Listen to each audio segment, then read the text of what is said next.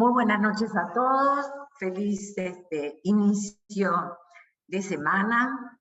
Y bueno, estaba como muy ansiosa por reunirme con ustedes, porque, bueno, fui y vine con organizando la reunión de hoy.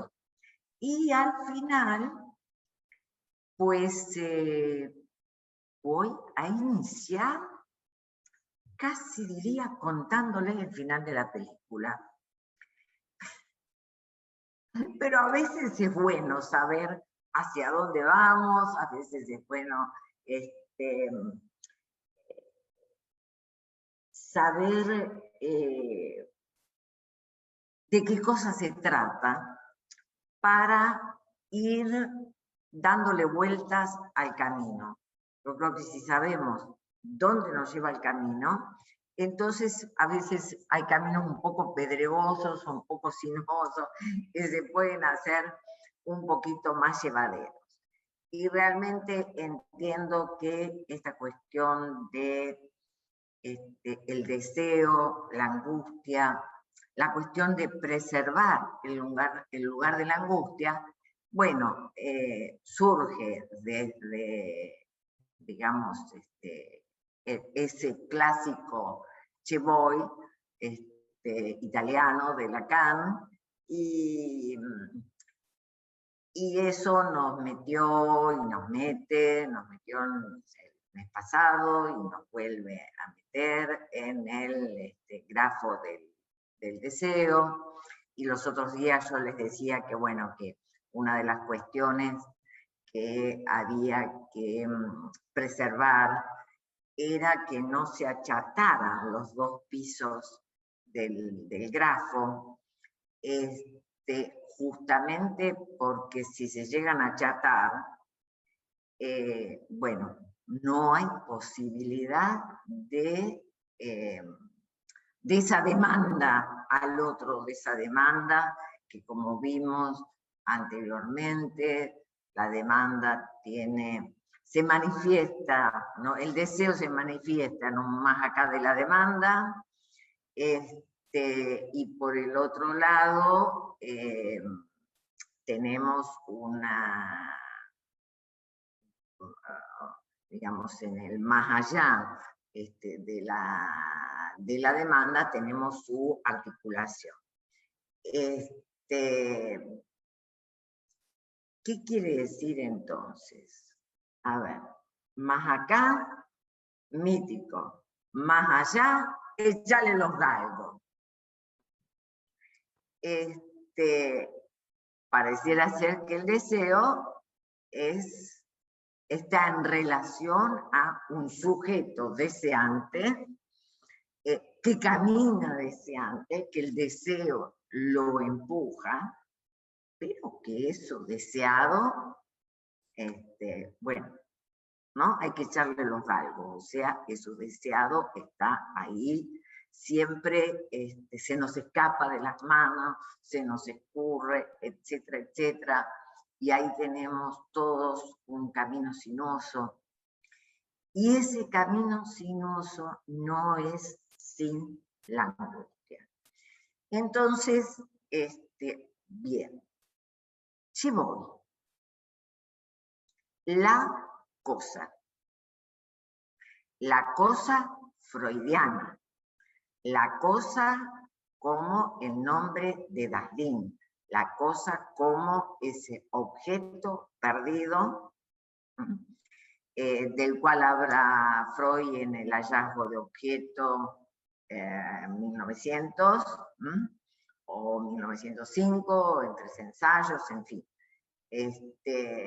Pero desde el proyecto de psicología 1895, Freud teorizó un espacio en la representación inconsciente llamado Dahlin, el núcleo de la representación inconsciente. Ese núcleo es inasible, inaprensible, es una marca. Es una marca, pero ya Freud decía, como una pisada en la arena que queda esa marca que se puede borrar. Y es a eso a lo que se va a referir Lacan terminando el primer semestre del seminario. Entonces, la picardía que yo al final decidí hacer es ir desde el final de ese semestre, en donde él termina diciendo, bueno, se trata de la cosa, de ahí ir para adelante y, bueno, cuestionarme algunas frases que están escritas en el seminario, que las ha dicho Lacan, y que me parece son interesantes. Entonces voy a trabajar, por un lado, con Seminario 10, libro abierto en la mano. Al final terminé armando un pequeño power que lo voy a compartir, ya que lo hice.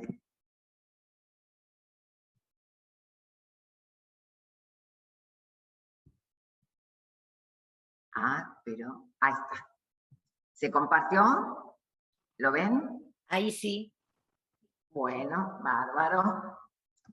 Entonces, a ver, ahí tenemos ese grafo complicado, pero ya vamos a volver una y otra vez, ¿no? Ese grafo en donde las cosas se juegan de tal manera que, digamos, el lugar del código, que es esa A grandota, o lugar del tesoro de significantes, allí podríamos decir, está el deseo materno, como,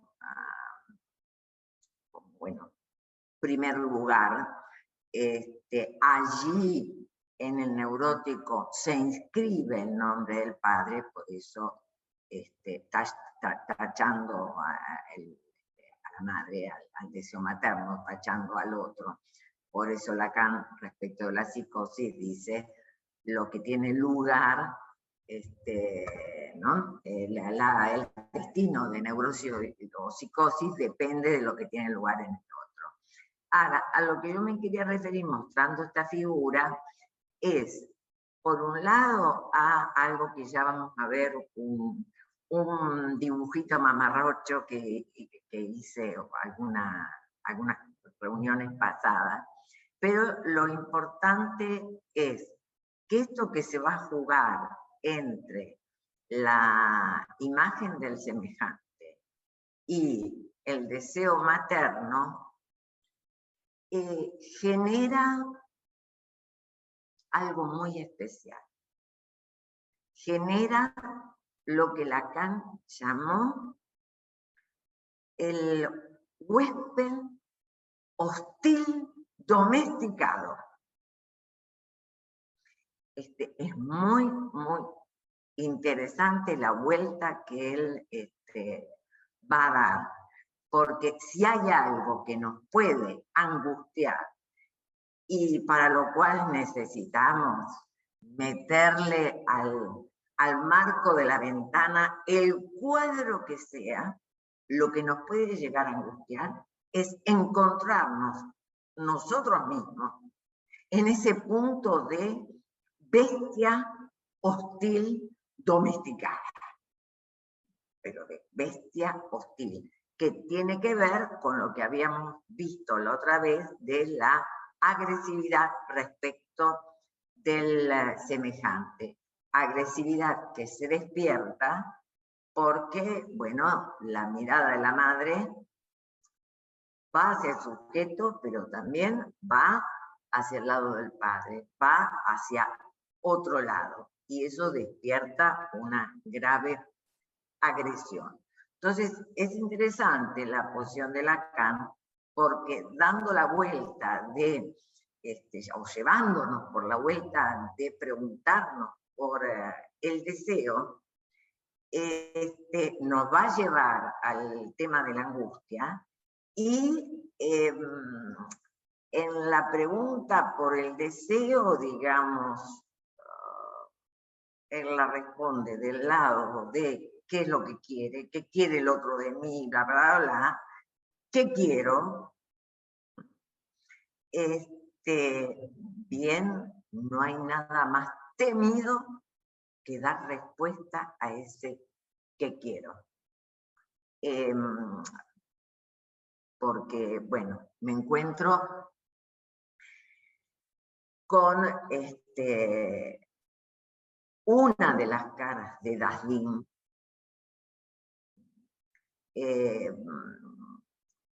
El humano inventa caras para Daslin. Una de las caras de Daslin es esa, la de un animal hostil domesticado. También se va a preguntar Lacan, cuando habla de la cosa, lo primero que él se pregunta es cuál es la relación del deseo con la ley.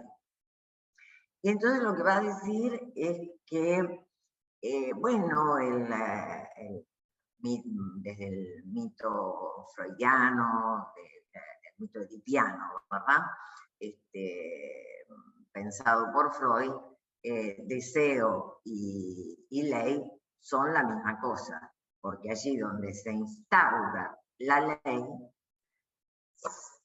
digamos, el sujeto está marcado por una prohibición y esa prohibición es la que genera la tentación, la que genera el deseo, etcétera, etcétera.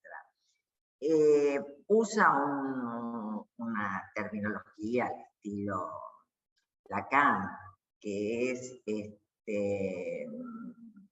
deseando mi adentro en el camino de la ley, el origen de la ley con el inaprensible deseo del Padre. ¿Por qué el inaprensible deseo del Padre? Que él dice, cuidado, no se mareen con todo esto porque es un engaño. A ver, para Lacan lo importante es la castración, no la cuestión del amor a los progenitores, etcétera, etcétera. El inaprensible deseo del padre es la cuestión de que el padre desea a la madre. Bien, ese deseo del padre pues no está prohibido. Por eso es inaprensible. Ahora, el tema es que él dice, esto es engaño. Digamos, la marca del sujeto no es por el amor a los progenitores, sino por la castración. Castración que viene con la constitución subjetiva. Castración que implica esa ley, obviamente. Esa ley, podríamos decir, quita un significante de lo que él, un capítulo 2 adelante, va a llamar la constitución del territorio, ¿no? Él dice que los humanos, al igual que los animales, constituimos nuestro territorio, y que la forma de constituir nuestro territorio es a través de los significantes.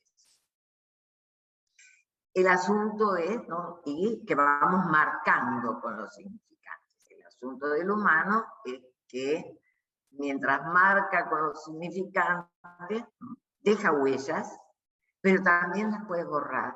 Y también lo propiamente humano es hacer huellas falsas. Como él dice, falsamente falsas, ¿no? Insiste mucho con esta cuestión. Ahora, él va a decir, mientras desee, no sé nada de lo que deseo. Y luego, de vez en cuando, aparece un objeto entre todos los demás, que en verdad no sé por qué se encuentra ahí. Está jugando porque un capítulo anterior, una o dos reuniones anteriores a esta que es del 19 de diciembre del 62, él dice, bueno, moralicen respecto de los objetos, ¿no? Si es oral, si es anal, fálico, genital, pónganlos en orden si quieren, hagan lo que sea.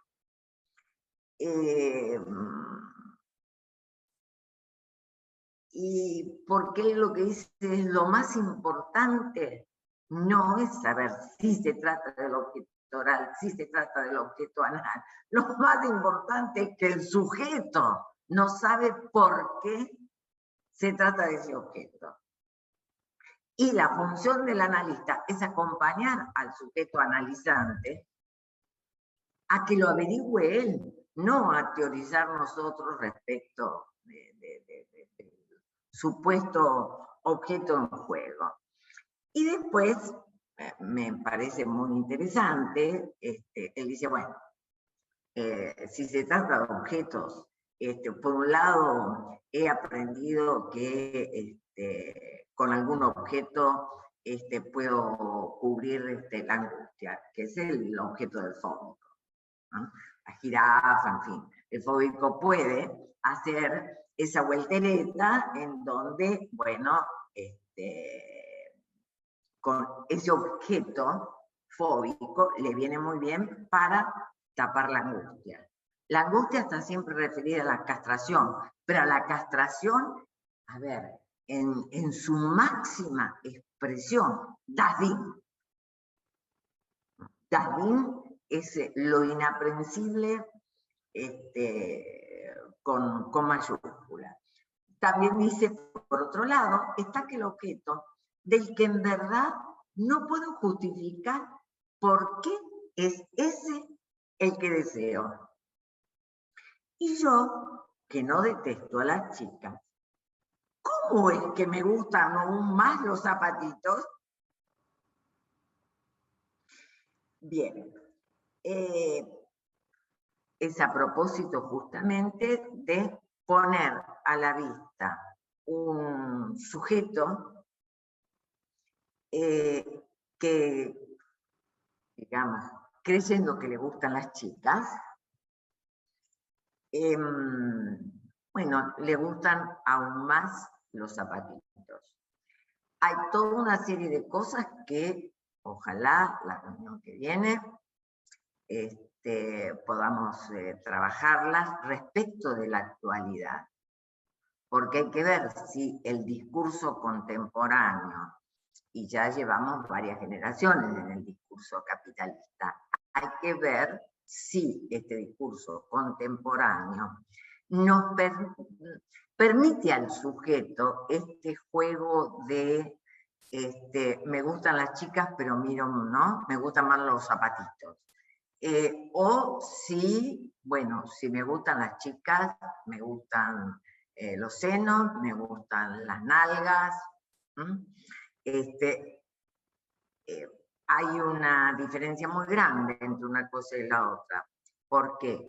Porque allí donde no puedo justificar qué es lo que deseo, está esta cuestión de cierta libertad del sujeto, aunque no sabe qué desea, cierta libertad para desear lo inesperado, desear los zapatitos.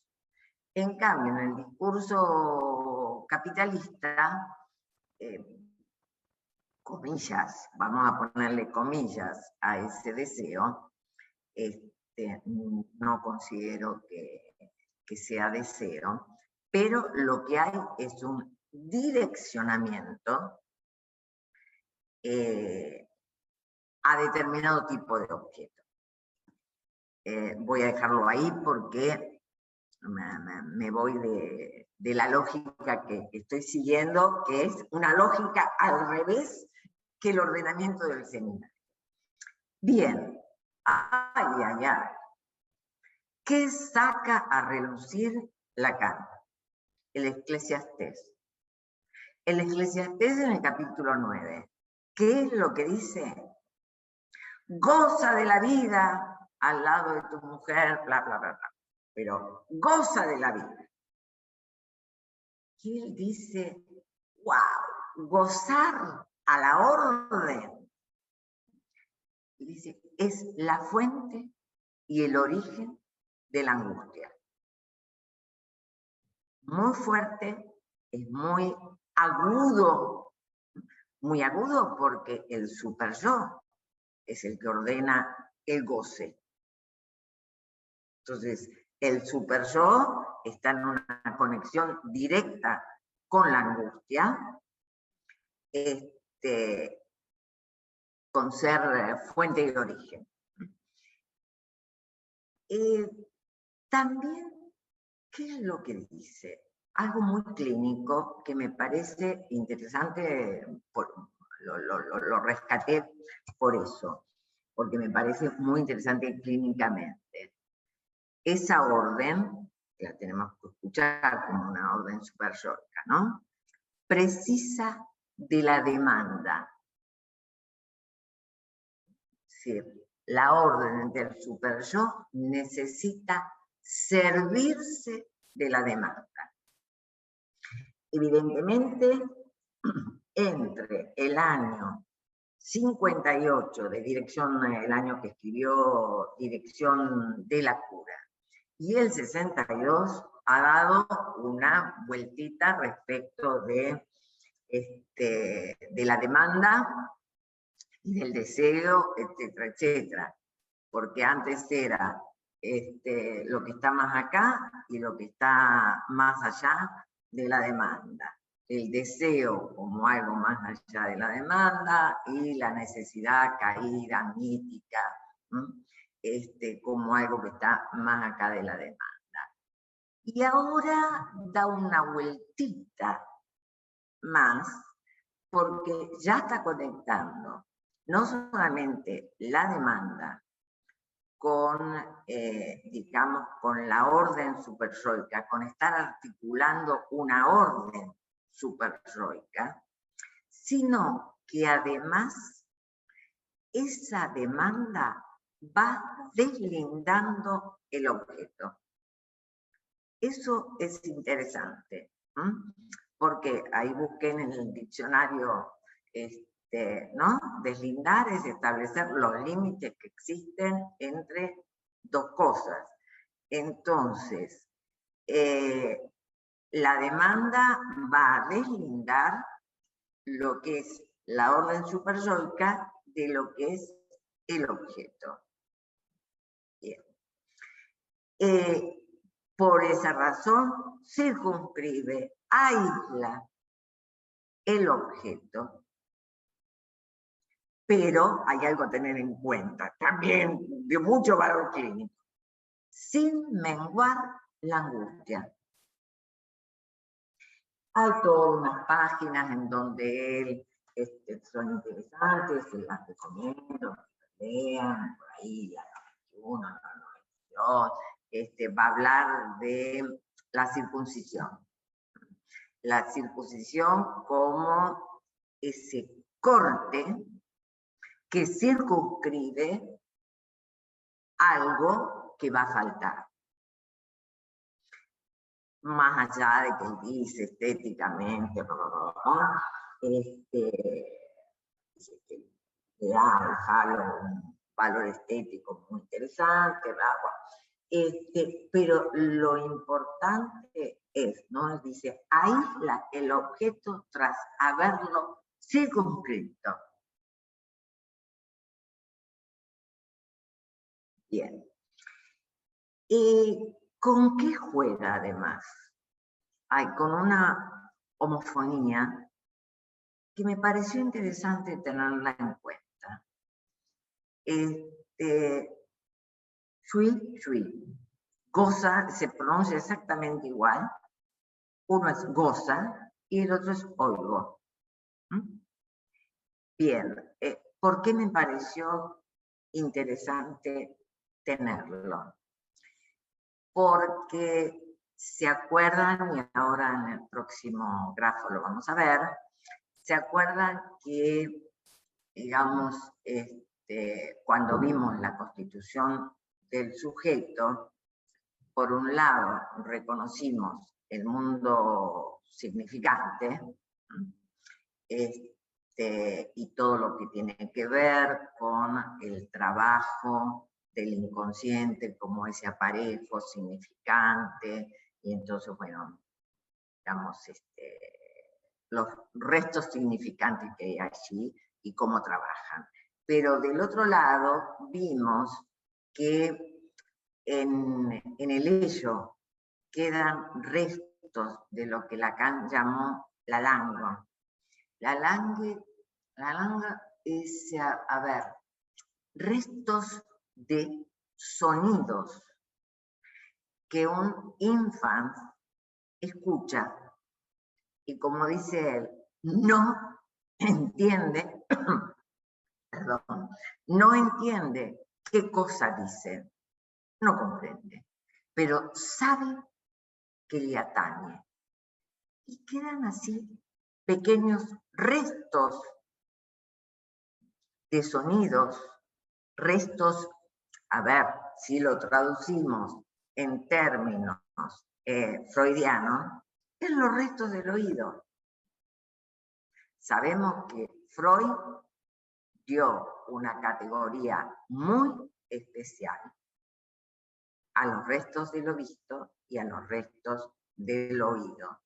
Y ahora van a ver cómo Lacan le da la misma vuelta, con lo cual está, digamos, enfatizando el trabajo freudiano de 1895 respecto de los restos del oído, los restos de lo visto, en la época también 1895-96, no me acuerdo bien, es ese manuscrito M, en donde él dice que, digamos, la representación cosa se conforma por un collage de fragmentación de sensaciones. Y que la representación cosa, digamos, tiene un ordenador, que es lo visto, la representación palabra tiene un ordenador, que es lo oído, y bueno, ¿no? La articulación de la representación cosa y la representación palabra es justamente a través del resto del oído y del resto de lo visto. Ya vamos a pesquisar que Lacan en este seminario y a lo largo de toda su enseñanza le da muchísimo valor al proyecto de psicología científica. ¿Se acuerdan este esquemita que habíamos hecho el mes pasado para los nuevos miembros?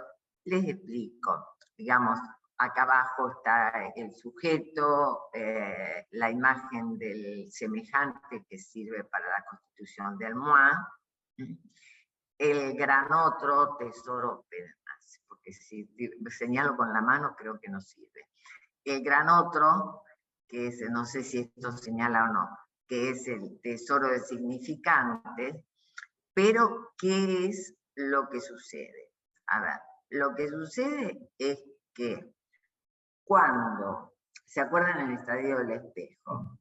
El estadio del espejo lo que nos muestra es que la constitución del moi es a través de la virtualidad, ¿no?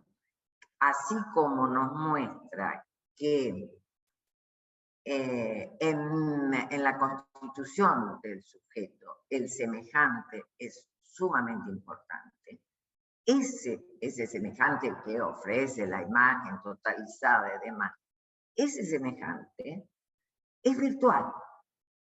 Y el yo se constituye gracias a una virtualidad. Ahora bien, ¿qué más dice Lacan respecto de la constitución del yo, lo imaginario y demás? Tiene mucho peso lo imaginario. ¿Por qué? Porque lo imaginario se articula con lo simbólico. Lo habíamos visto la otra vez cuando pensábamos en en el estadio del espejo, se me olvidó de ponerles algún gráfico, pero lo recordarán. Está el espejo cóncavo y hay un espejo plano puesto en vertical. Bien. El grado de inclinación de ese espejo plano es la voz del otro. Del grado de inclinación que tenga ese espejo plano, depende también la posición del sujeto, ¿no? Para poderse ver. Este ojito que se pone ahí arriba, es un ojito que tiene que estar ubicado de determinada manera para poder verse en el espejo. Como alguien, ¿no? El florero con las flores, digamos, como completo. Ahora, lo que Lacan trae en este seminario es, bueno, todo muy lindo, ¿no? Esta cuestión de verse el florero con el ramillete. Somos un hermoso florero con el ramillete, y podemos llegar a creernos que ese es el mono. Y Lacan dice, cuidado, no se engañen. Porque cuando el sujeto entra en esa fórmula, ¿se acuerdan que hablábamos de delta? Entra en esa fórmula de verse en esa virtualidad, de constituirse en esa virtualidad, también pesquisa que ese otro está mirando para el otro lado. Y entonces constituye a esa imagen como una imagen rival, no solamente como una imagen a la cual, digamos, me hago a semejanza de esa imagen. Sí, la uso, es la ley de usufructo, la uso porque su imagen, esa imagen me constituye, pero del otro lado, esa imagen del otro, semejante, es una imagen del otro adversario. Bien, seguimos freudianamente, seguimos encontrando un Lacan freudiano al máximo. Es decir, ese otro que presta el auxilio ajeno y que saca al sujeto de la indefensión primaria, etcétera, etcétera, es a la vez el primer objeto de amor y el primer objeto hostil. Y habíamos puesto que, digamos, así como para el moi, para la constitución del moi, del yo predicativo en francés, ¿no?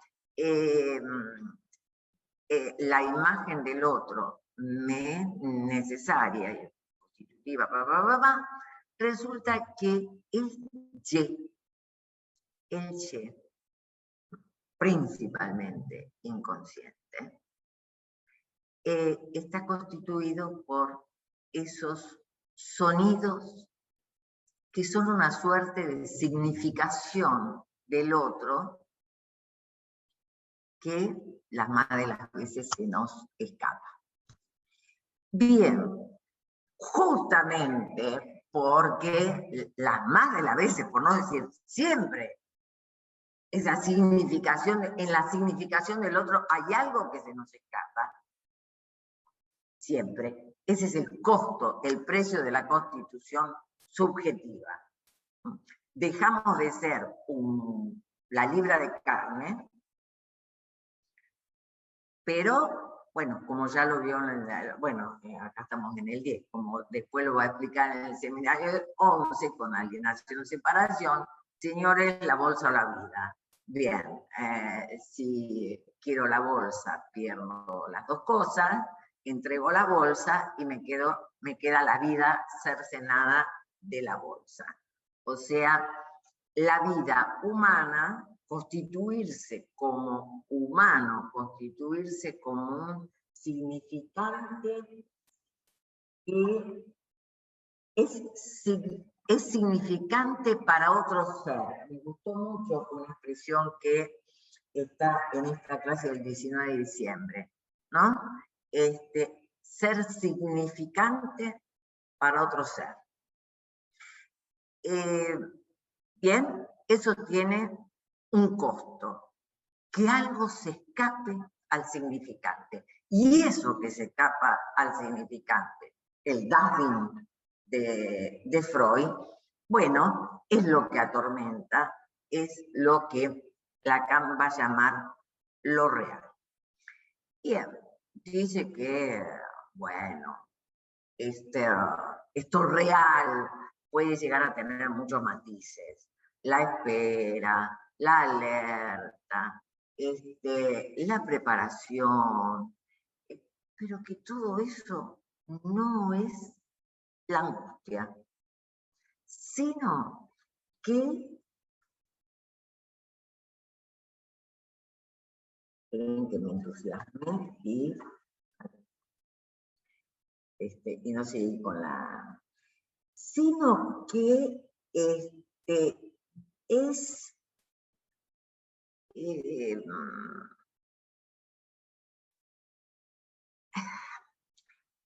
a ver, está en relación a lo siniestro, al poder de lo siniestro.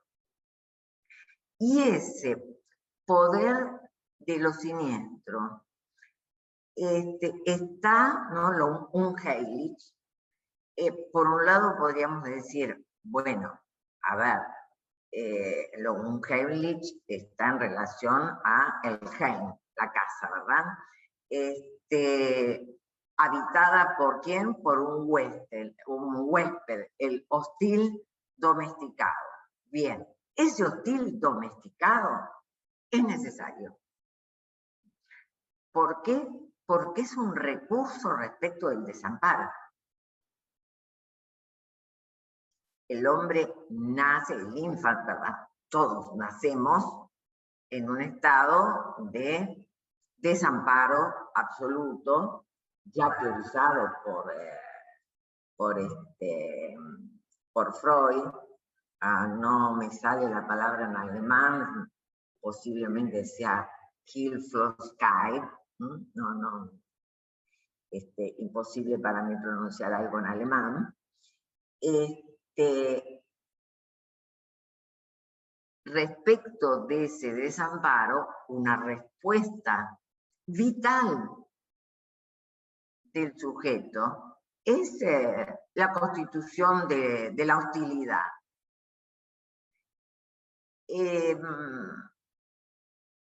Pero, ¿a qué costo? Al costo de la angustia. Y entonces, allí Lacan va a decir algo muy interesante. Acá se divorcia de su propia psiquiatría. A mí me encanta Lacan porque, a ver, lo que sabe de semiología psicopatológica es una maravilla, igual que Freud. Realmente hay que sacarles el sombrero porque es muy importante. Pero él sabe cuándo dejar la fenomenología de costado. Y entonces digo, se divorcia de la psiquiatría, ¿por qué? Porque la psiquiatría, ¿no? Decir, bueno, la angustia es, no tiene objeto, qué sé yo. Y dice, no, momentito. La angustia no es sin objeto, no se engañan. Esto es muy importante. Dice, es falso decir, página 87, es falso decir que la angustia carece de objeto. La angustia tiene otra clase de objeto, distinto al objeto de la aprensión, bla, bla, bla, bla, distinto al objeto del rasgunario. Avanzó, ahí la jugó fuerte. La angustia sí tiene que ver con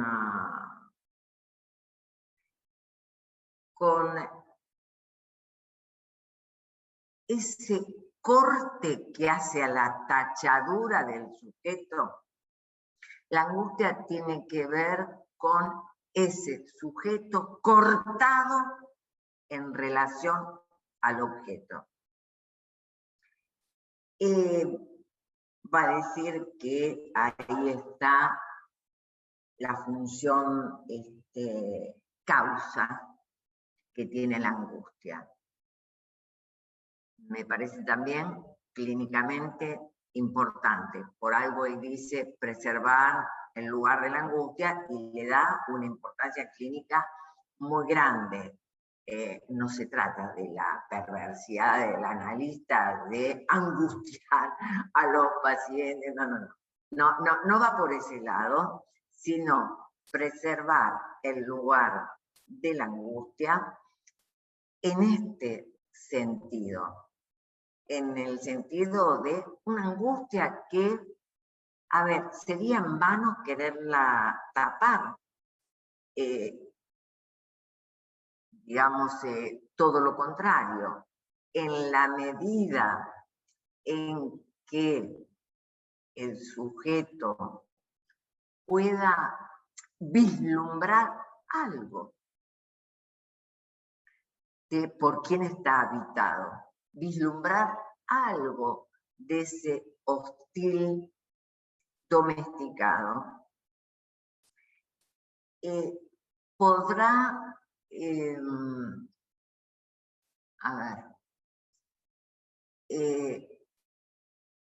podrá salir de la pendulación imaginaria y podrá pacificarse a través de la articulación con lo simbólico.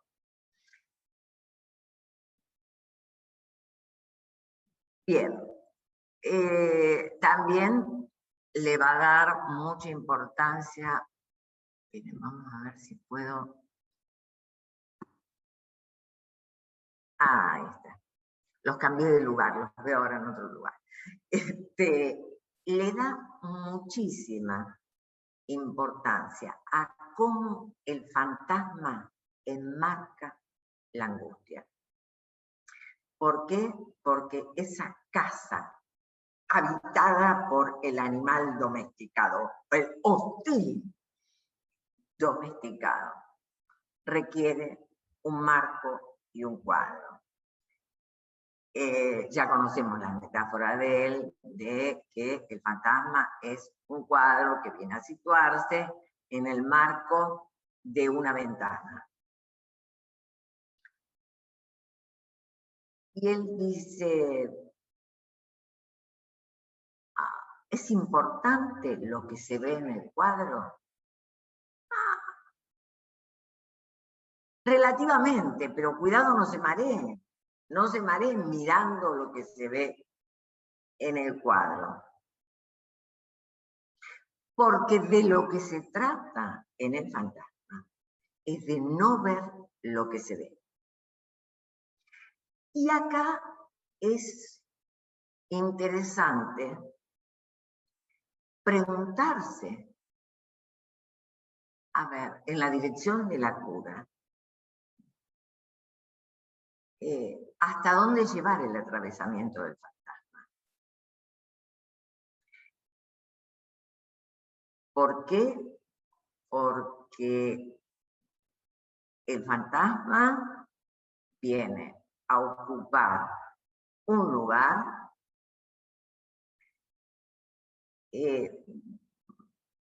digamos, un lugar en la subjetividad que nos permite convivir, comillas, con nosotros mismos, convivir con ese huésped interior que es hostil. El fantasma hace que la casa, que la casa se vea linda, que la casa se vea con algún tipo de ordenamiento, aunque sea, se pega un niño.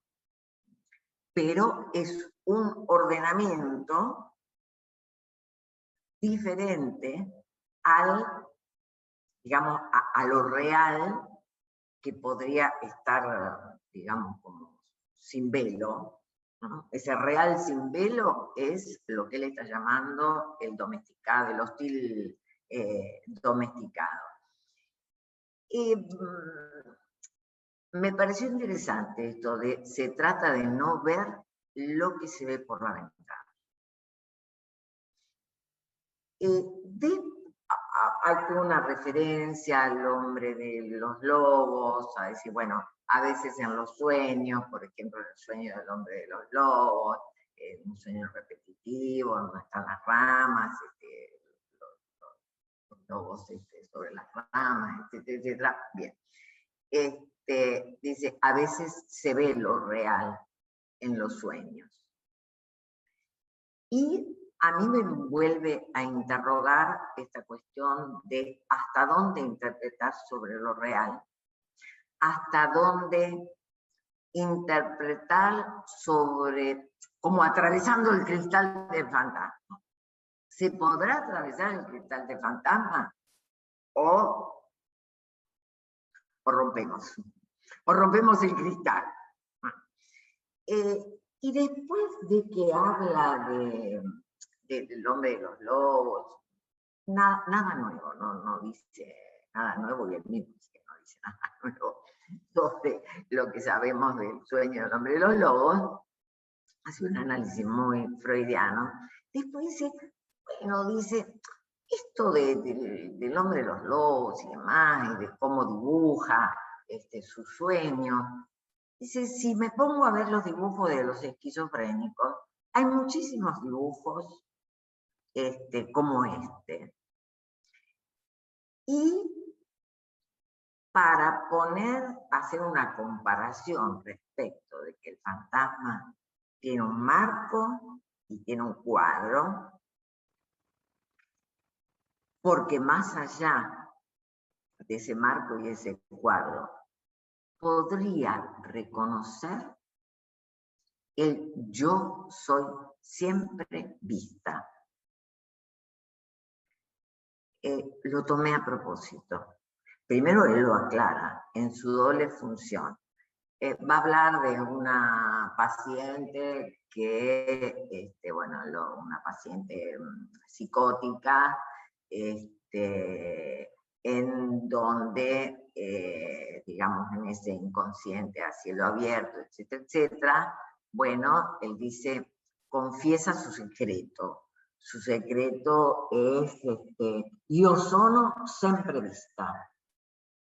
Dice, ella ha escrito la fórmula de su secreto. Es lo mismo que lo que hay en el extremo de las ramas del hombre de los lobos. Lo que desempeña un papel son significantes. Dice, es lo que nunca había podido decir, siempre soy vista. Todavía es preciso que me detenga para hacerles ver, tanto en francés como en italiano, bueno, la ambigüedad del significante vista, que se refiere al órgano del sentido, ¿no? A la visión, pero también al ser vista. A la vista, dice él, a la vista de un paisaje, al hecho de ser una vista. ¿No? La función de la vista y el hecho de ser una vista. O sea, ser para un otro una vista. Me pareció como interesante. interesante en esta cuestión de que lo siniestro tiene que estar enmarcado, eso siniestro que es la casa propia, tiene que estar enmarcado, y pareciera ser que una forma de enmarcarlo tiene que ver con lo que oigo, ya sea la voz del super yo, lo que oigo, esos restos de la langue que me determinan, pero también pareciera ser que si se quiere ver más allá del cristal del fantasma, se quiere ver, digamos, cuando la ventana se abre, bueno, nos vamos a encontrar con esta cuestión del hecho de ser una vista para el otro. Algo que podría ser terriblemente persecutorio, de hecho para los psicóticos, ¿verdad? Es algo absolutamente persecutorio. Y entonces vuelvo a decir, bien, ¿no? La dirección de la cura, bueno, el atravesamiento del síntoma, el fantasma, y hay que atravesar el fantasma. ¿Hasta dónde? Bien. Partimos.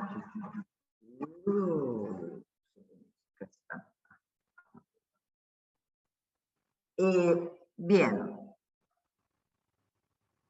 ¿Dónde está el sujeto?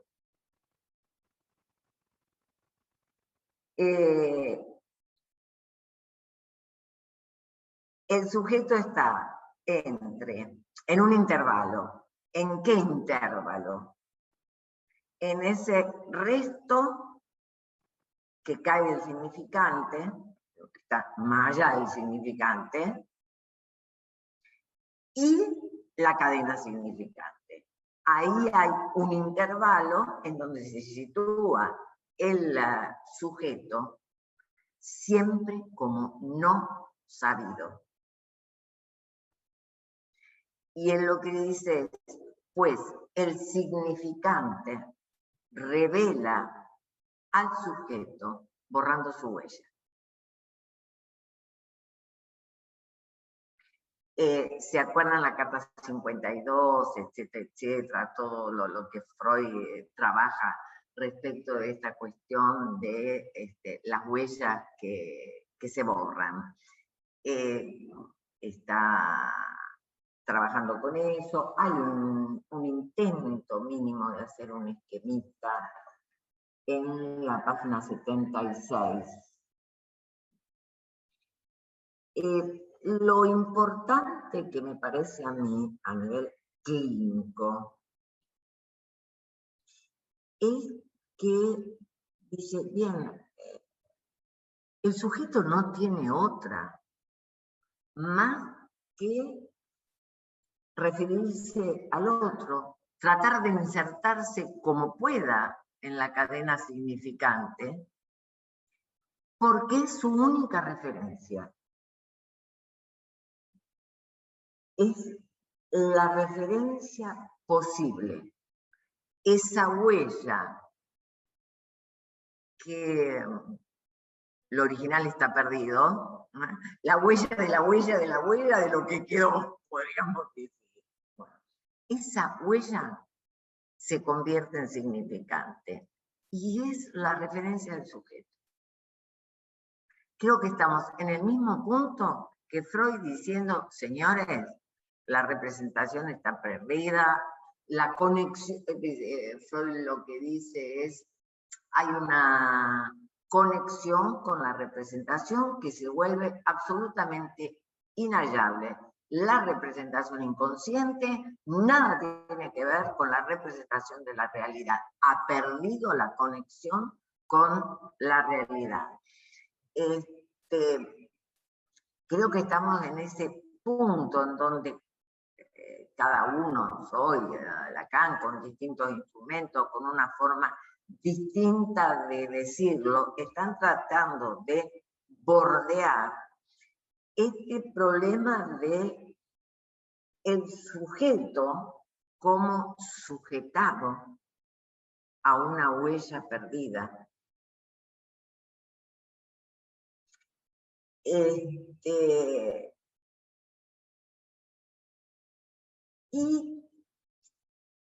a ver si no me acuerdo si avancé. Ah, sí, avancé un poco más.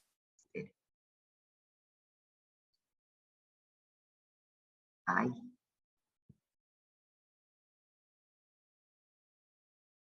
Esto ya lo vimos. Me adelanté. Esto también. Miren la vueltita que da. Yo les había dicho de entrada, bien, ci voy, la cosa, casi, un lugar vacío.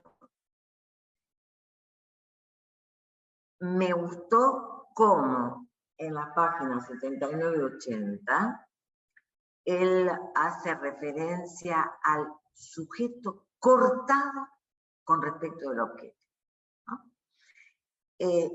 Adquiere valor significante por la entrada del sujeto en esta dimensión que lo devuelve a la cadena indefinida de significaciones que llama destino.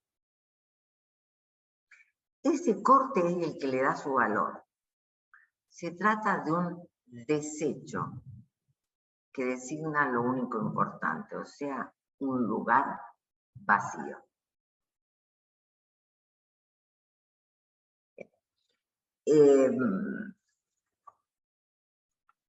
Esperen. Acá está. Sí. Dice, el punto para preguntarse respecto de la dimensión significante, etcétera, no está en el valor de toda la cadena significante. El punto más fuerte para preguntarse, página 79, es cómo entró el sujeto en este asunto del significante. Y lo que dice es, entró como desecho.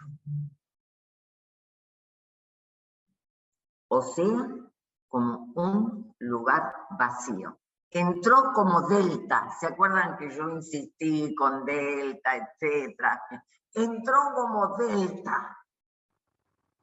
Entonces, bueno, o delta, la libra de carne, etcétera, etcétera, o bien, para ser sujeto, el sujeto es sujeto del corte, o sea, sujeto cortado. Sujeto cortado respecto de un objeto que está absolutamente perdido. También me resulta muy interesante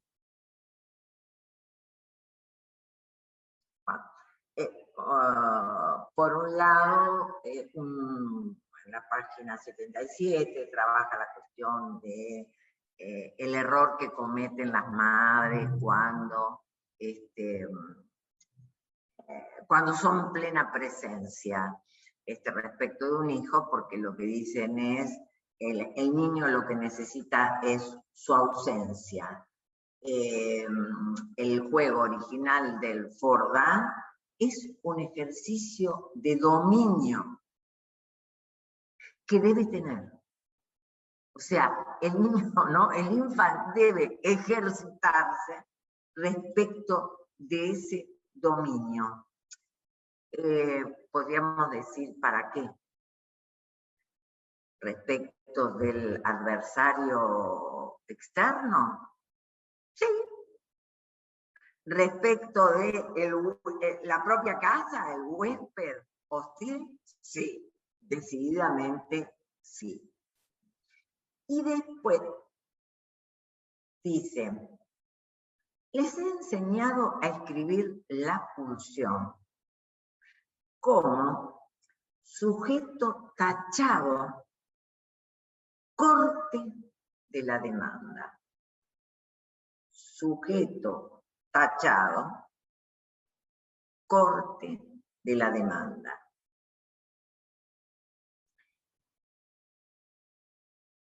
Y dice, se trata de cortar el impulso del cazador.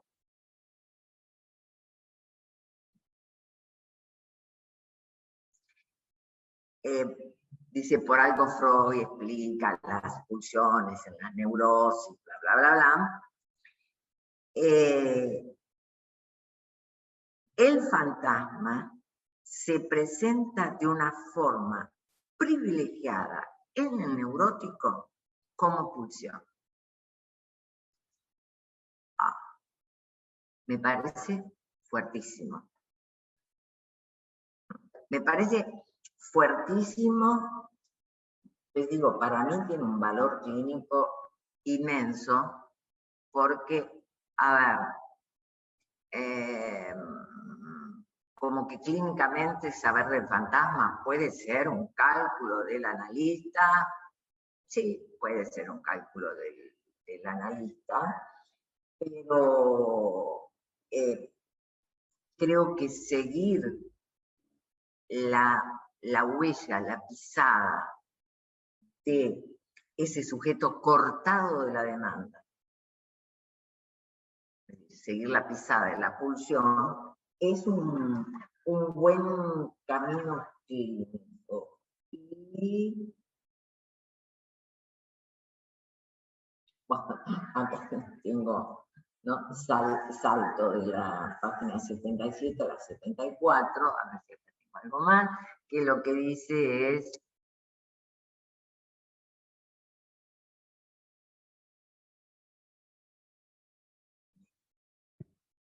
ahí está, sí. ¿De qué se trata preservar la angustia? Se trata de preservar el vacío. Fíjense lo que dice, la existencia de la angustia está vinculada al hecho de que toda demanda, aunque sea la más arcaica, acá está el salto con dirección de la cura, siempre tiene algo de engañoso. ¿Se acuerdan que en dirección de la cura dice, ¿no? La regresión analítica para que se articule la demanda, la demanda radical, bla, bla, bla, bla. La demanda radical que tiene que ver con lo que yo en el estadio del espejo él decía, con tú eres eso. Pero, digamos, acá lo presenta como siempre tiene algo de engañoso respecto a lo que preserva el lugar del deseo. O sea, hay siempre un vacío a preservar.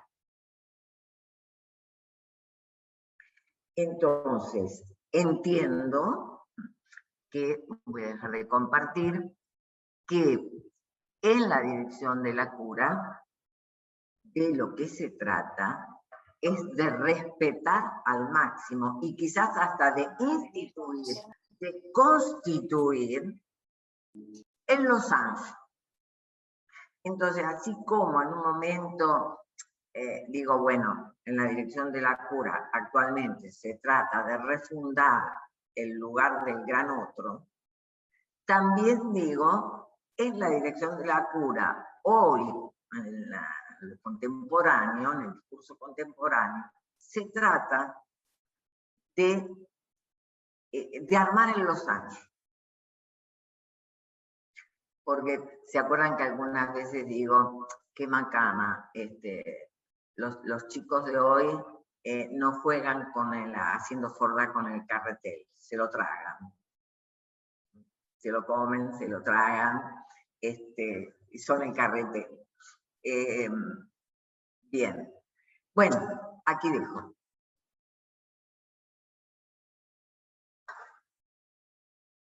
Perdón por contarles el final de la película al principio.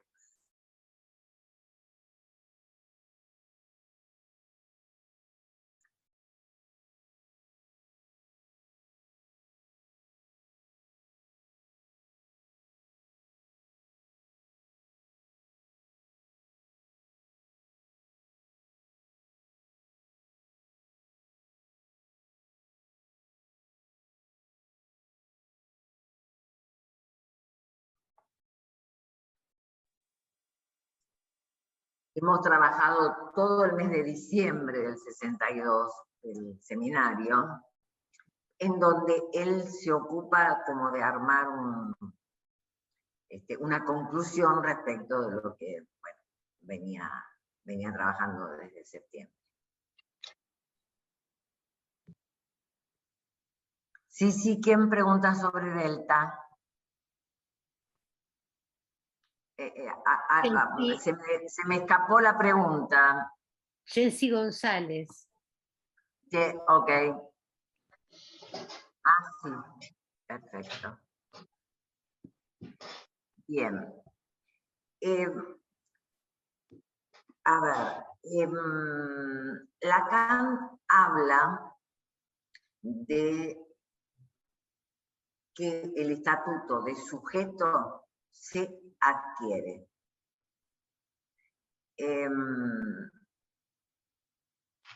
Que, a ver, está armando una mítica didáctica para ordenar algo que nos permita entender, y va bordeando 1000 veces a lo largo de todo este seminario, que nos permita entender que el estatuto de sujeto se adquiere. El estatuto de sujeto se adquiere en esta relación de tomar la referencia de la cadena significante, por más que las significaciones que haya en esa cadena son huellas falsas, por así decir. Él entonces supone míticamente un estado que se llama delta, que sería algo así como el trozo de carne. El trozo de carne que todavía no ha sido bañado por los significantes. Es una metáfora para mostrar que el estatuto del sujeto se adquiere. Y digo, es una metáfora, ¿por qué? Porque, a ver, lo simbólico, él mismo teoriza, y mucho antes que esto, que lo simbólico preexiste al sujeto, que, bueno, hay un orden de filiación, ¿no? Desde lo social a los progenitores, ¿verdad? Hay una genealogía, filiación, que siempre algo dicen sobre el infans, ¿no? Por venir, qué sé yo, si va a ser de River, si, no sé, cualquiera de esas cosas. Si es nena, qué vestidito va a usar, qué nombre va a tener, qué van a decir los abuelos, bueno, que hablan, ¿no? Los sujetos, digamos, somos hablados anticipadamente.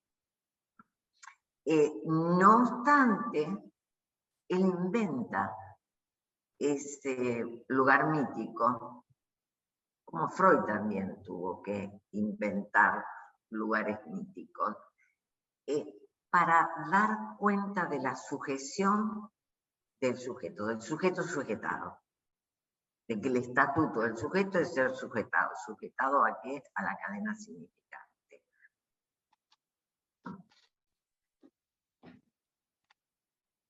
Jensi, más o menos anda la explicación. Si no, seguí preguntando, ¿eh? Sí, ya mejor, dice divina. Vamos mejor. Quizás si alguno se recuerda en qué clase, esa clase está escrita, esa reunión, porque se la podemos pasar, lo podemos pasar por WhatsApp para que la tengan Alfonso, Jensi, Héctor de Treitis, María Concepción Axiole, que la veo ahí. ¿Cómo estás, María Concepción? Qué lindo verte. Oh, Amélia, é um prazer estar aqui assistindo tua aula. Muito gosto. Gracias, igualmente.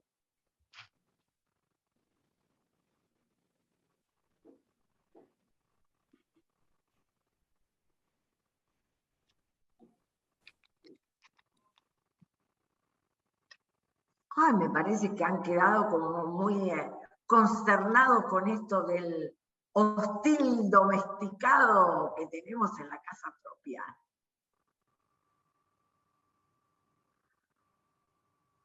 Qué duro que es Lacan, que demasiado claro en estas metáforas, ¿no? Demasiado crudo quizás. Amelia, Patricia. bueno, es que justo eso me estaba dando vuelta, ¿no? Como una respuesta ante el desamparo, esa posición, no sé, esa posibilidad de la hostilidad, ¿no? Y creo que es como hacer, no sé si decirlo así, como una barrera ante el otro, algo antes, lo desmedido también del otro, de lo pulsional. Se me ocurre pensar un poco algo en eso, ¿no? Y es muy llamativo, o sea, como Mira, ver ese lugar es muy bueno. O sea, muy bueno, Patricia, sí. muy bueno. Yo pienso dos cosas. Uno,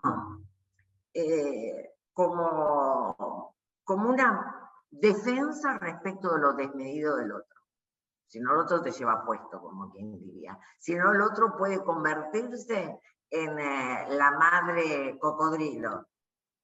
Y después también me quedé pensando, quizás, no sé, por ahí, Pati, vos que trabajás en adopción y demás, yo me quedé pensando en cierto apronte de hostilidad que tienen los chicos de orfanato,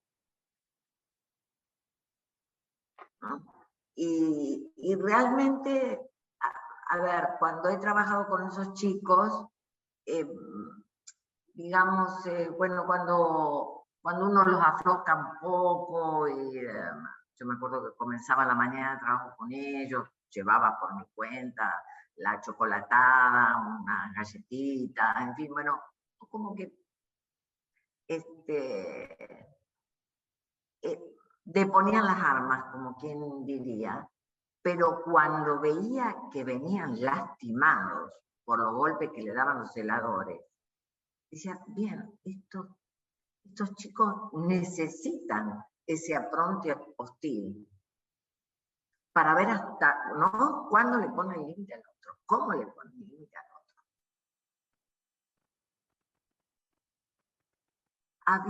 Hay una pregunta, esperen, miren que yo no puedo leer enteramente el chat. Carol tiene levantado Nancy la Moreno. ¿Vos lo lees, Olga? Me parece interesantísimo el hostil domesticado, debo retirar. Ok, sí, Nancy. ¿Quién quiere participar? Es Carol. Carol prolijamente levantó la mano. Hola, Amelia. Amelia, es que tú me podrías explicar un poco más lo de que la angustia es cuando falta la falta, porque todavía no logro entenderlo y con lo de hoy me sigue resonando. Claro. A ver.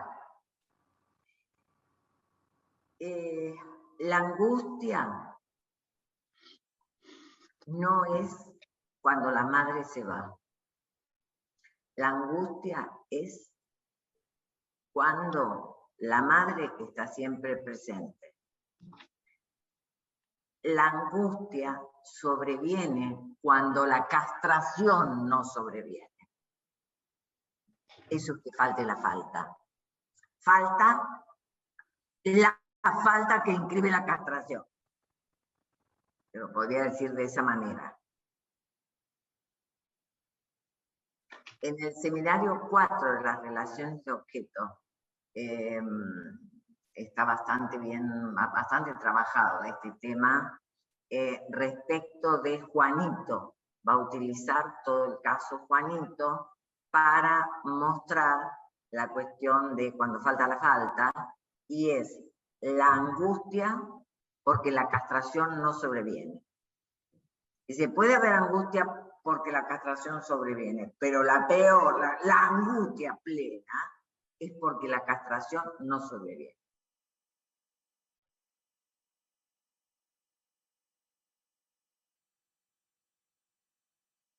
Marcelo y después Edmundo. Bueno, es muy tremendo todo lo de hoy. Pero bueno, estoy pensando, porque me gustó mucho la articulación de pulsión y fantasma. Entonces, es significante. Entonces, hay una parte donde vos decís cómo entra el sujeto en ese lugar significante. Bueno, entonces sería entro como desecho, o sea, un lugar vacío. Y vuelvo a la pregunta, ¿cómo ese lugar de desecho se transforma en significante? Sería la pregunta. El fantasma se presenta de forma privilegiada en el neurótico como pulsión. O sea, me parece que la pregunta es de la articulación de pulsión y fantasma y cómo pasa de desecho a lugar de significante. Bien. El lugar de desecho, él lo está hablando en relación, a ver, está hablando respecto de la división subjetiva.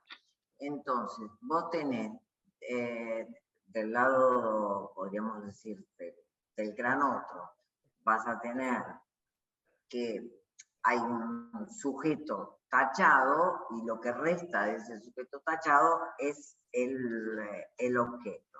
Y del lado del sujeto lo que se va a producir es el gran otro tachado. Eso es el esquema de la división subjetiva. Ahora bien, vos preguntás muy agudo y muy bien, ¿cómo de desecho pasa a significante? Claro. Sujetándose a una huella aunque sea falsa. Sujetándose a una huella aunque sea falsa,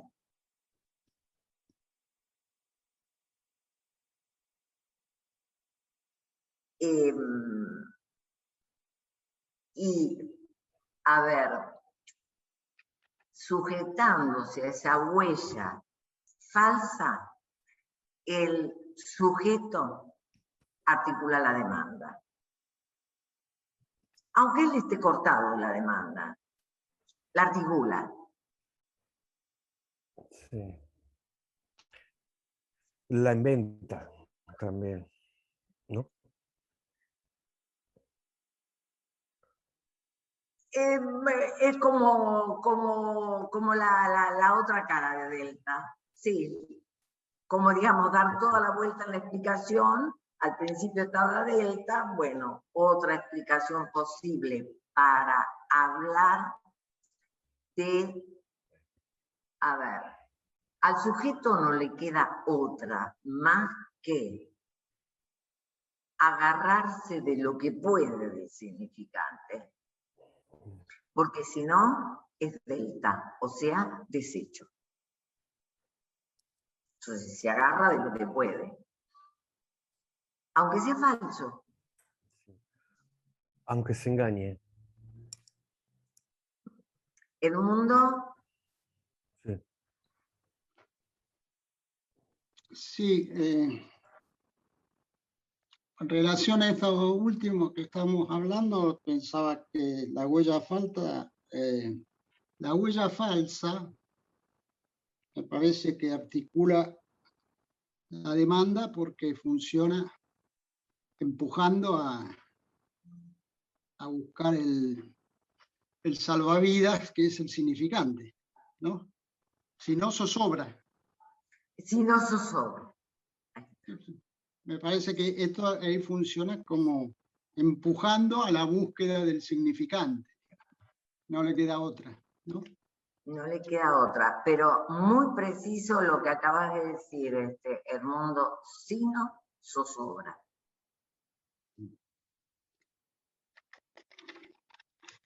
En relación a la pregunta de la colega anterior, quería hacerte esta pregunta porque cuando yo escuché la cuestión de la falta de la falta, la cuestión de la agresividad, vos dijiste que la agresividad se genera en la relación especular porque esta mirada de la madre que me mira, pero también mira para otro lado. Sería la inscripción del nombre del padre, ¿no? Sí. Ahí se inscribe la falta. Eso tiene que ocurrir, que la madre mire para otro lado. Sí. Ahí se inscribe la castración. Eso genera una situación de angustia distinta a la del tiempo anterior, tiempo lógico anterior, que es cuando la madre me mira a mí todo el tiempo y yo me miro en ella y no hay mirada para otro lugar, para un tercer lugar, ¿no? Me parece que son dos angustias distintas. Son dos angustias diferentes. Por eso yo hacía mención a lo que trabajan respecto de Juanito, ¿no? La angustia porque la castración no sobrevenga y porque sobreviene, ¿no? Es decir, como, sí, son dos estatutos de la angustia diferentes.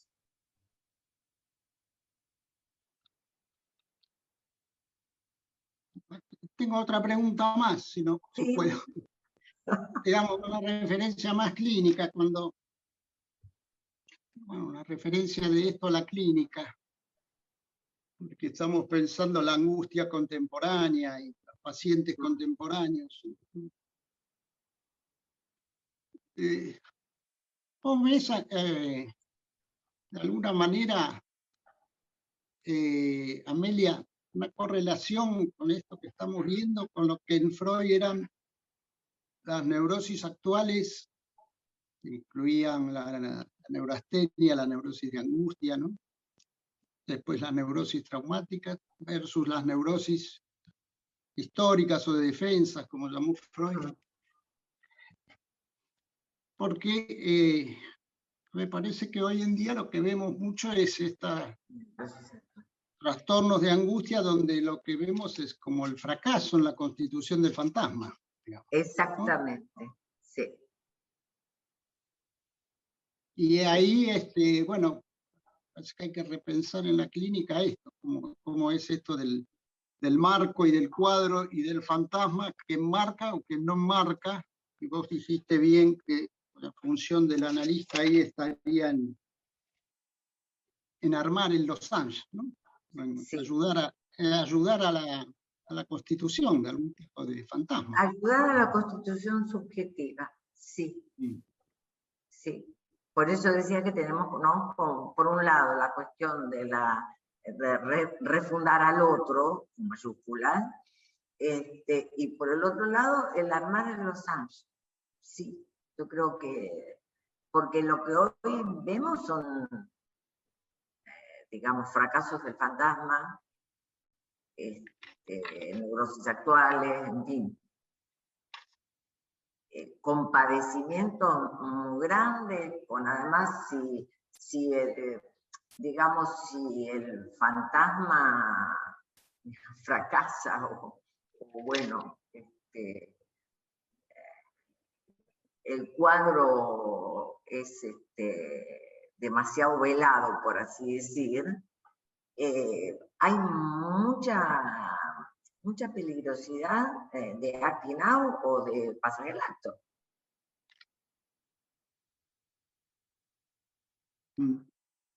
¿No? En donde, a ver, yo creo que la otra vez lo dije, ¿no? Que hay que reestudiar la categoría de pasaje al acto, o las dos. Porque hay, digamos, criterios que se tenían respecto del pasaje al acto y del acting out que hoy son diferentes. Entonces, bueno, hay...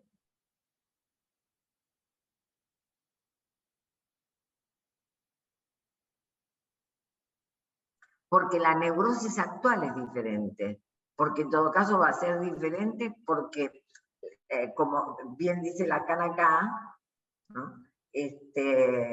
La neurosis freudiana es la neurosis del fantasma. Y la neurosis que tiene como destino de la pulsión la represión.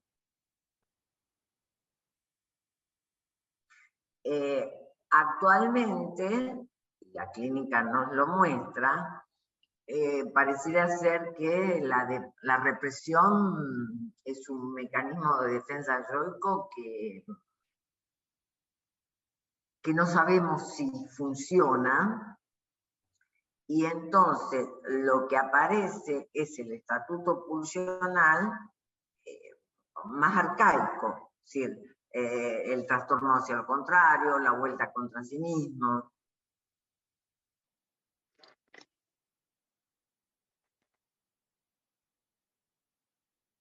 Sí, Marcelo. Bueno, en contrapartida a esto de lo que preguntó Mundo recién, también está la otra parte, ¿no? Que hay una frase que vos decís, bueno, hay que atravesar el fantasma. Bueno, ¿hasta dónde? Te preguntaste. Sí. Yo también me pregunto lo mismo. Sí, digamos, creo que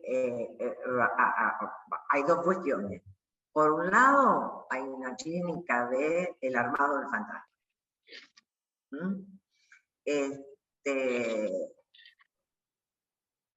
Y casi te diría, esa es la clínica contemporánea.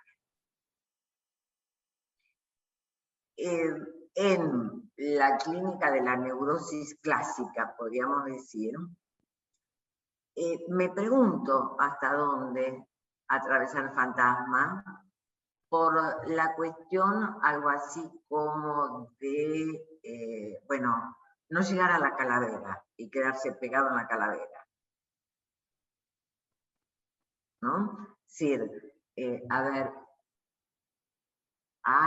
no me puedo acordar un trabajo de Gustavo de Sal, que él habla del suicidio como consecuencia de un análisis mal llevado, de una mala praxis del analista, en el sentido de llevar el atravesamiento del fantasma casi como rompiendo las posibilidades de proceso secundario.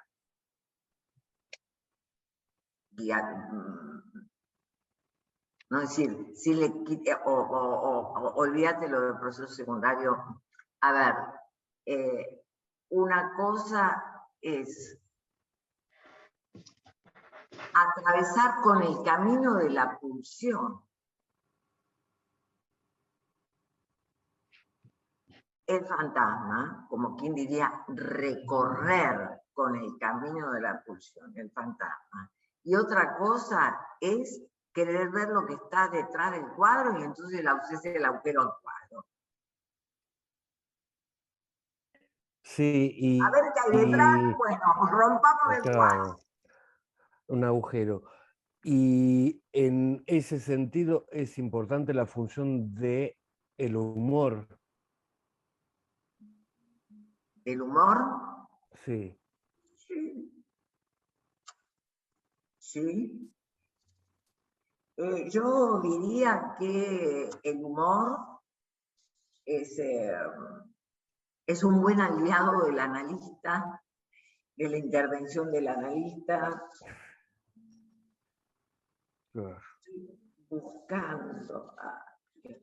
Bueno, hay algo que no subrayé.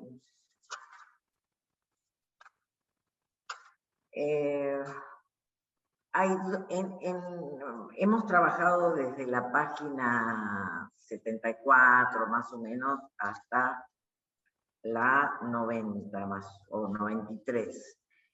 Ay, bueno, no puedo encontrar ahora. Hay ejemplo clínico, de histeria y de obsesión. Ejemplo, se refiere a la histeria, se refiere a la obsesión. No hay un caso clínico. Eso no. Pero hay una referencia, ¿no? Una referencia del orden de a la histeria siempre le viene bien la bella indiferencia, por así decir. Ay, no sé nada, ¿no? Y se, digamos, queda detrás de ese no sé por qué sucedieron las cosas, ¿no? Como que ella no las genera, etcétera, etcétera. Bueno, la histeria, varón, mujer, trans, lo que quieran, la histeria. Y del lado de la obsesión, ese pendular de la duda. Pone como algo, digamos, de pendular de la duda, lo pone como mucho sufrimiento. Mientras que, bueno, ¿no? La bella indiferencia de la histeria pareciera pasarla mejor, aunque él dice lo que pasa es que no estamos viendo las histerias freudianas, que tenían parálisis, anestesias, en fin.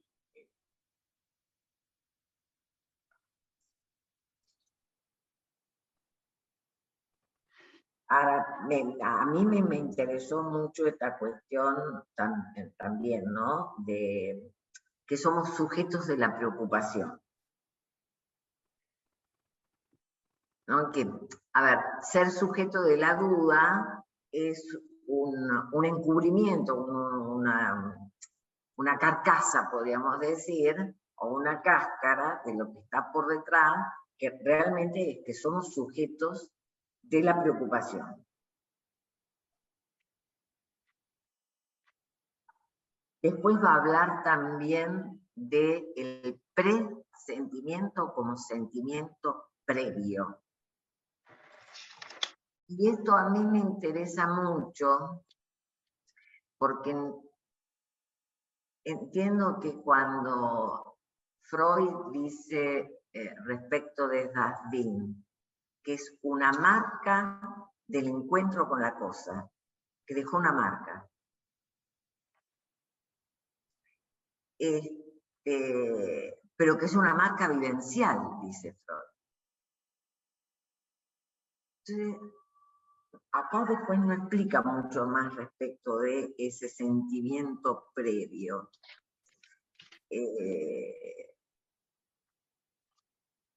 Que pareciera estar siempre como bueno, el sujeto como queriendo saber, preocupado por ese sentimiento previo y queriendo saber sobre ese sentimiento previo.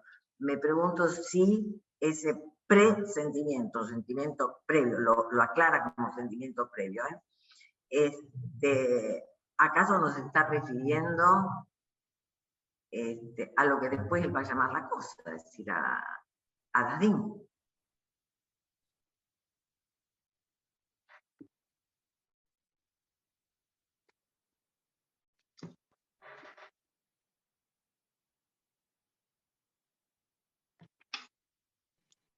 Amelia, solo de pronto algo que me genera, pues, que me va a dejar pensando más, pues lo relacioné con mi trabajo, ¿no?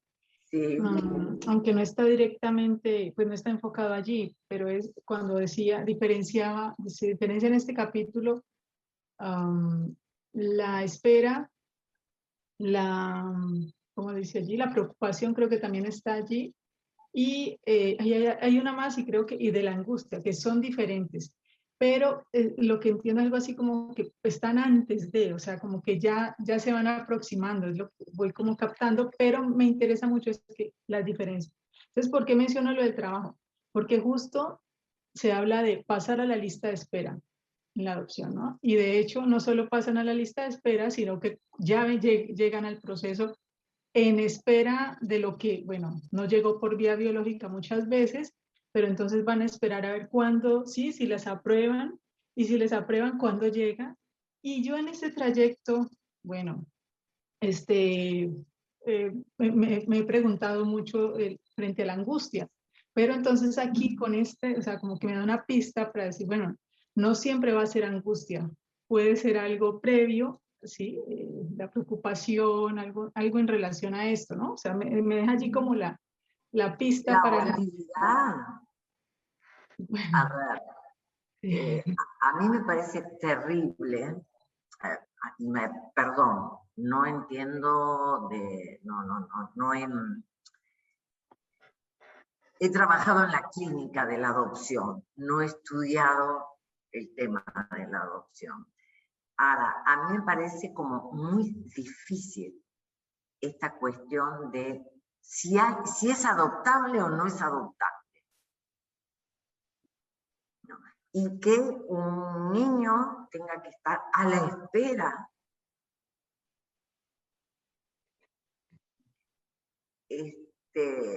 a ver si lo quiere o no lo quiere. Si, digamos, si un grupo de profesionales, llámese el Estado, va a decir si es adoptable o no adoptable, y después, si alguien lo quiere.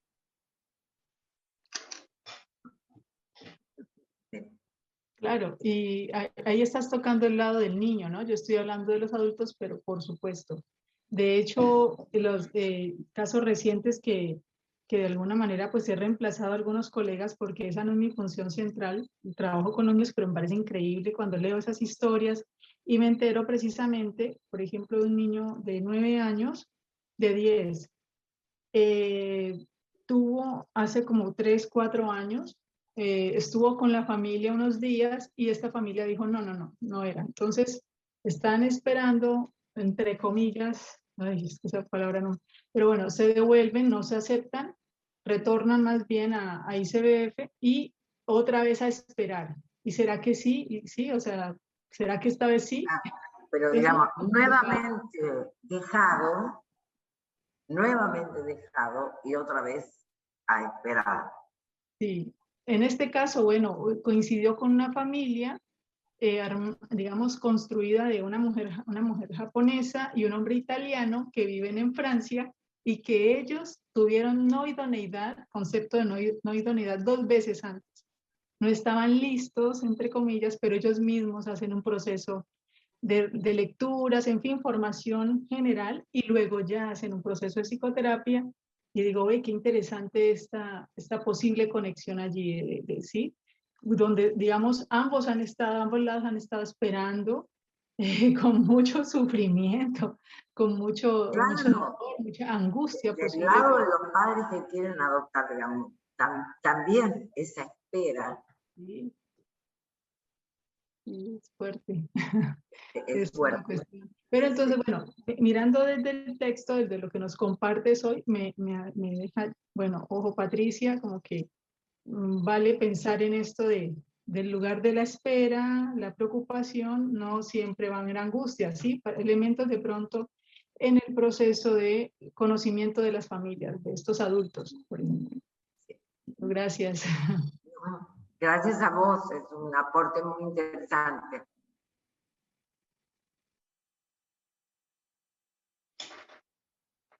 Amelia, había una pregunta ahí de una colega que apareció escrita referida a la cuestión del fantasma y la organización significante y cómo esto, la preservación de esto como defensa ante la pulsión suicida, llamémosle así. Me parece... La pulsión homicida primordial, que si se vuelve contra sí misma, es el suicidio. Ahí, por eso, es importante pensar esto, ¿no? De cómo trabaja uno con el fantasma, de qué... Bueno, esto que vos decías, sí, que no desnudarlo, ¿no? Del todo. No desnudarlo. Los cuidados del analista respecto, sí, de no desnudar el fantasma, no romper ni el marco ni el cuadro. Carol, vos que estás con el tema del suicidio. Carolina, no. Diana no sé si anda por ahí o ya se fue.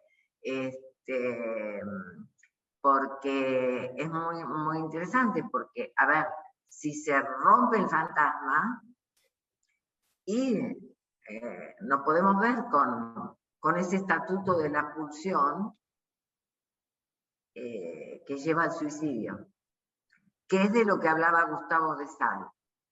No me puedo acordar el nombre del trabajo, milismo y no sé qué, a ver, me parece un trabajo de hace muchos años, hace muchos años, yo creo que en el inicio de escuela freudiana, por ahí. Gustavo de Sal es un tipo, a mí me gusta mucho, perdón la palabra tipo, es un psicoanalista muy clínico, tiene observaciones clínicas muy buenas. Bueno.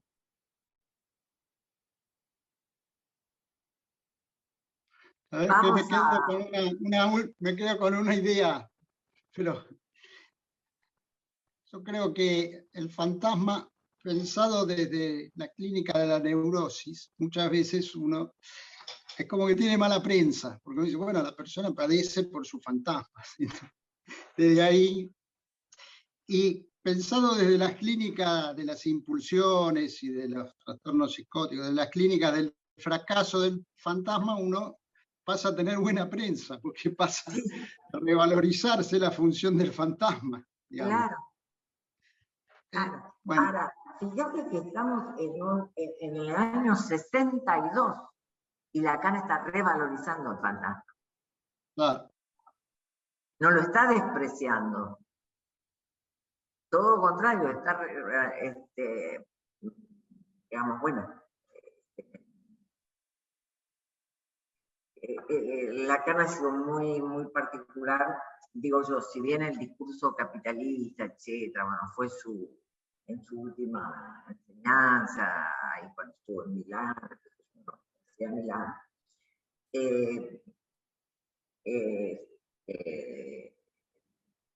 digamos, la infatuación, etcétera, etcétera, son cosas que él trabaja, que la infatuación por la influencia de la cultura sobre el sujeto y demás, son cosas que él trabaja desde causalidad psíquica, desde psicoanálisis y criminología y demás, o sea, él lo tenía a la vista. Y creo que en este seminario, no solamente, la angustia también tenía muy mala prensa, y él dice, señores, No. a preservar el lugar de la angustia. Sí, está revalorizando la angustia, revalorizando el fantasma.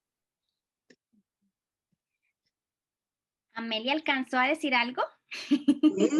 Es que es una idea que me surgió al escucharlos a todos y con eso de la falta. Yo entiendo, Amelia, si no estoy mal, claro que lo ominoso viene siendo porque justamente no está la castración, no opera, es lo real desnudo. Y eso real desnudo de alguna u otra manera nos pone de frente con eso hostil, domesticado. Y creo que me resuena mucho el asunto de el perverso polimorfo. De ahí que bueno, el fantasma está articulado, se dice que el fantasma neurótico está articulado con una forma perversa. Entonces me surge la duda, bueno, estamos hablando de la angustia en la neurosis, pero ahora me surge la pregunta de la angustia en la perversión. Y de cara a la lógica actual, a este discurso perverso. Sería como para hablar largo,